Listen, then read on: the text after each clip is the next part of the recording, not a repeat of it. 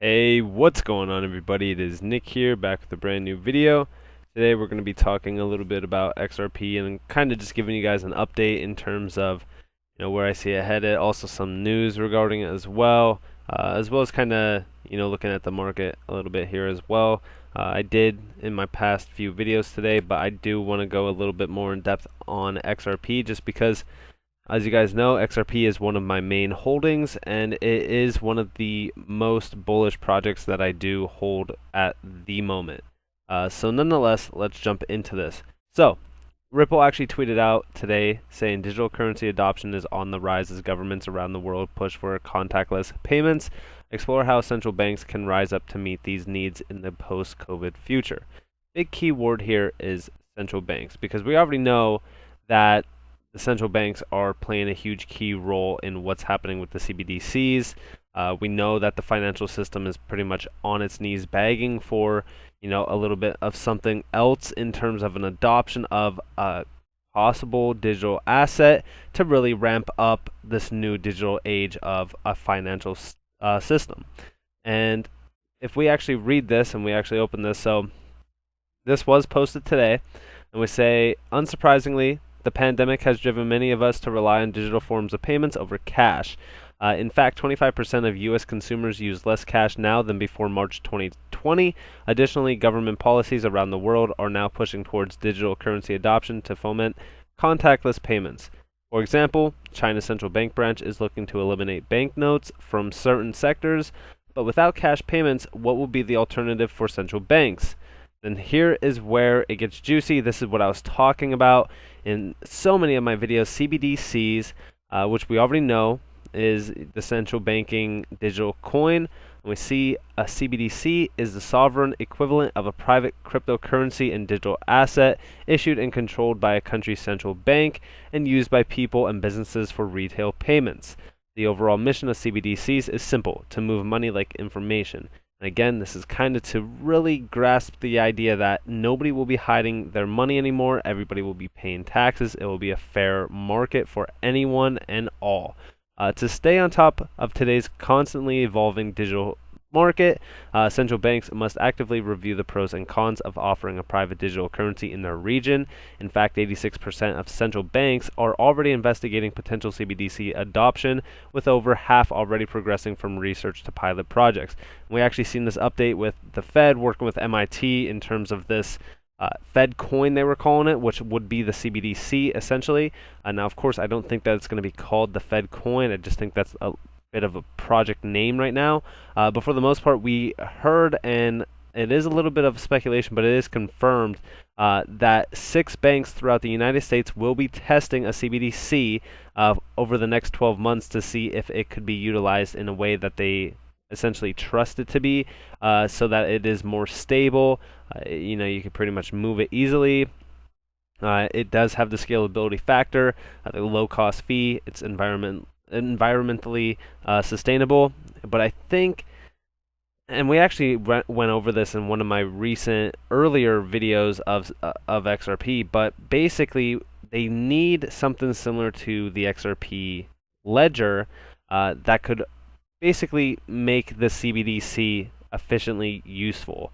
Because without a ledger to actually move it across, like for an example, say for so I want to make a payment using the United States CBDC, and I'm making a payment to my friend over in China, and I'm using, his CBDC for an example, right?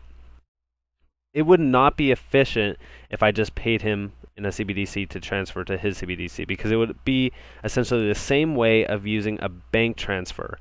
So it needs something that could carry the CBDC across the bridge, in quotation marks, faster, cheaper, and also, settle that payment faster than, if I was to pay via a bank or, do a PayPal transfer or anything like that. And that's where XRP comes into play. That's the biggest play for XRP currently, because we've been talking about XRP being the bridge for all currencies. And in fact, it essentially will be. It will most likely be the bridge for all assets at some point in time, because we already know, the true value behind XRP and the XRP ledger.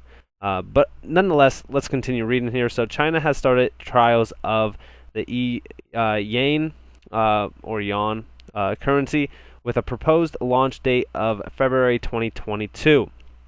Again, we already know that the United States is very, very competitive. That's why I think that we're really ramping this up, and I think that we're going to have to consult Ripple in order to really get this going at a faster pace. That's why I think that a settlement is very close overall. European officials want to launch a digital euro by 2025. The Bahamas has put its version, the sand dollar, into circulation. The United States announced it is exploring a U.S. digital dollar, a tokenized version of the dollar we know. This form of private cryptocurrencies is playing a critical role in the new global financial infrastructure that blockchain technologies underpin. Some of the key benefits of CBDCs, and again, this is the big pain points that we know of already if you are using bank transfers enhance existing payment system by increasing the speed and efficiency of payments while reducing cost and failure rates. Promote financial inclusion to increase access to financial services for under and unbanked populations. Sorry about that. Encourage greater competition by reducing barriers to entry and boosting access to global markets through interoperability. Foster innovation with advanced digital features like smart contracts and programmable money, and then maintain control by ensuring central banks retain sovereignty over monetary policy and not allow alternative currencies to dominate the market. And again, that is a big pain point there because, again, I mentioned this even in my HBAR video, and it's the idea of being in control of your money. I don't know how many times that I felt that I was not in control of my money, considering the fact that I was utilizing a bank, for an example. When you're using a bank, you could tell that your money's tied up. You're waiting days for a withdrawal. You're waiting days for a transfer. It sucks. I can't tell you how bad banks are lacking in terms of innovation. They're not efficiently innovated to really scale at this point where we are now. I mean, dude, there's so many payments that are made a day to the point where, the financial system is broken. If I made a payment to somebody, for example, I actually have a worker that I contract for designs, right? He works in Italy, right? And I made a payment to him. Now, this is utilizing PayPal, and the funds wouldn't be there for over a week and a half. Now, granted, if he was only, relying on income that I was paying him, so say for so I was his actual boss instead of just a contractor, right? He would have to wait more than a week and a half to get money to live off of. That is just unnecessary. It's terrible. It's broken. And that's utilizing PayPal, a digital service. So just imagine if I was using a bank. I mean, of course, a wire transfer would most likely be faster. I have dealt with wire transfers, and they are 3 to 7 business days.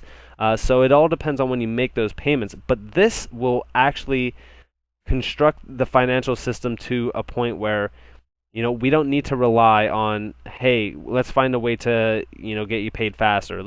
This will be the solution. CBDCs with the XRP ledger will be the solution. XRP will be the bridge to help move these assets, and HBAR will be the security layer for this, the trust layer, if you will. So we've already talked about that overall many times. I actually just tweeted about it today, just to confirm it with people, because that's what I'm really seeing here. That's what is happening overall. But nonetheless, let's continue this. So, interoperability, the key to success. By 2024, at least half of the world's population is expected to use digital wallets for transactions that will be valued at more than $9 trillion annually. With this in mind, every CBDC will need to have some level of interoperability built in. Interoperability is the ability to share and access information across multiple networks without the need for an intermediary, thus reducing cost and saving time for parties involved. A BIS survey found that improving the efficiency of payments was the key motivation for adopting CBDCs. And rightfully so, without seamless domestic and cross-border functionality, most CBDCs will significantly underachieve their potential. In today's globalized world, consumers and businesses will inevitably have a need to transact with foreign suppliers and vendors. CBDCs that are interoperable with each other will give those countries a competitive advantage. Each government can create its own CBDC rules and policies that best suit its domestic market. However, CBDCs should also be united by collective protocols that will enable them to cooperate seamlessly with other CBDCs and digital currencies for simplified cross-border payments. And we see, now here's where it gets very juicy. This is the ripple effect. So, in March 2021, we announced our CBDC solution that can provide central banks a secure, controlled, and flexible means of issuing and managing digital currencies.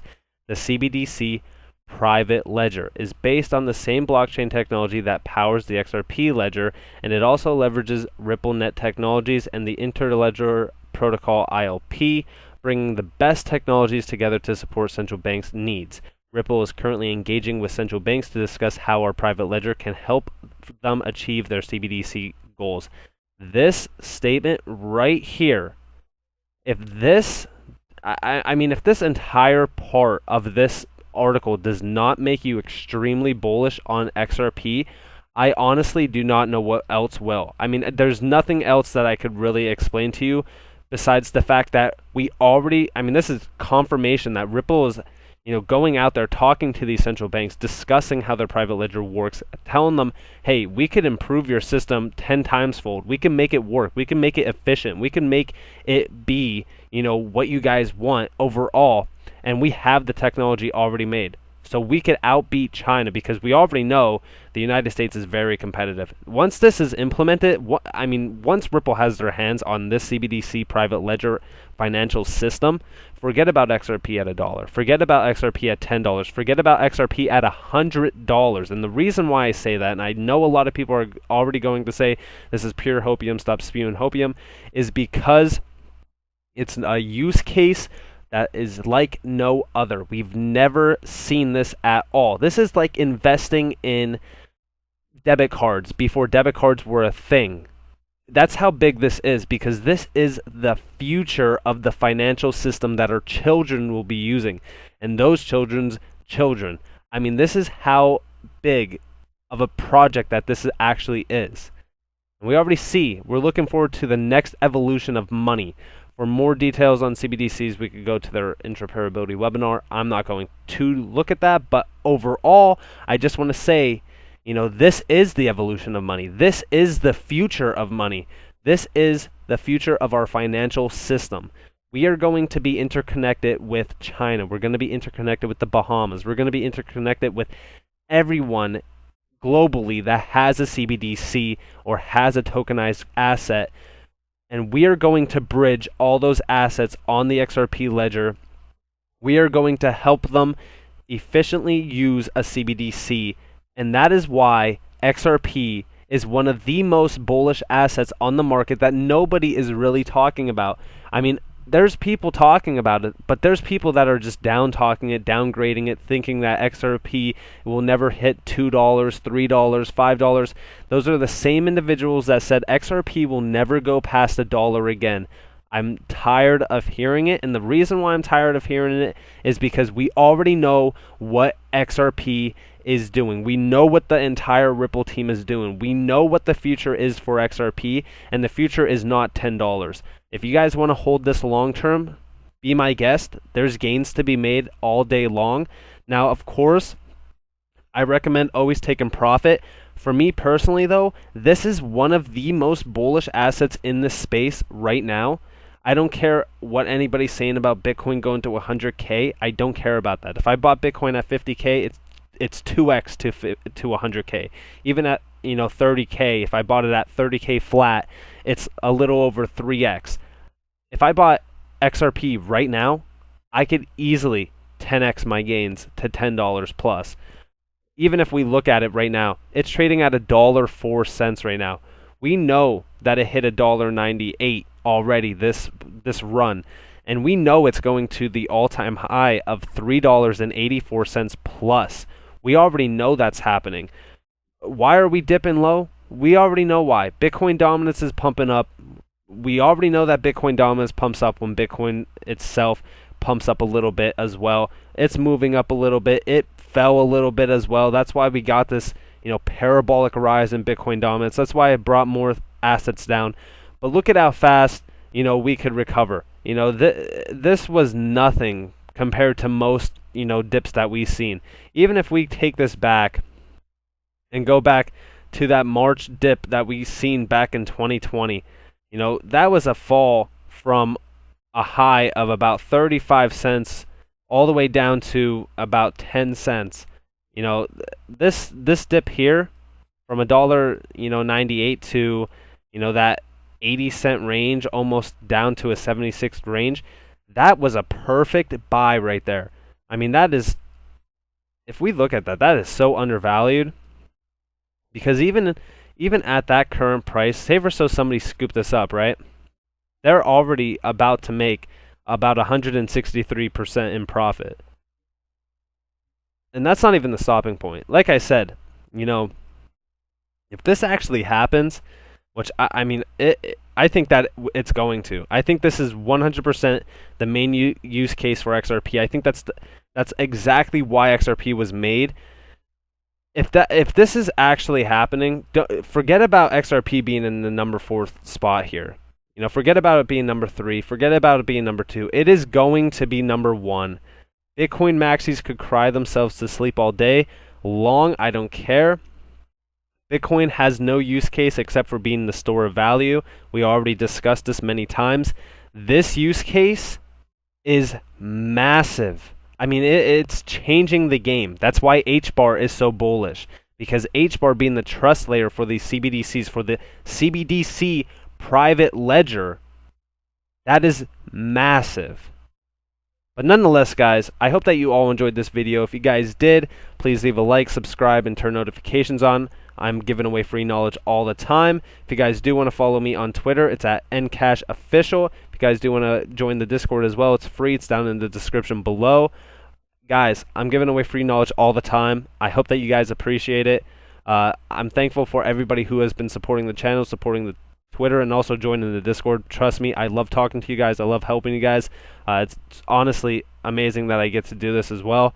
But nonetheless, I hope that you guys enjoyed. This has been Nick.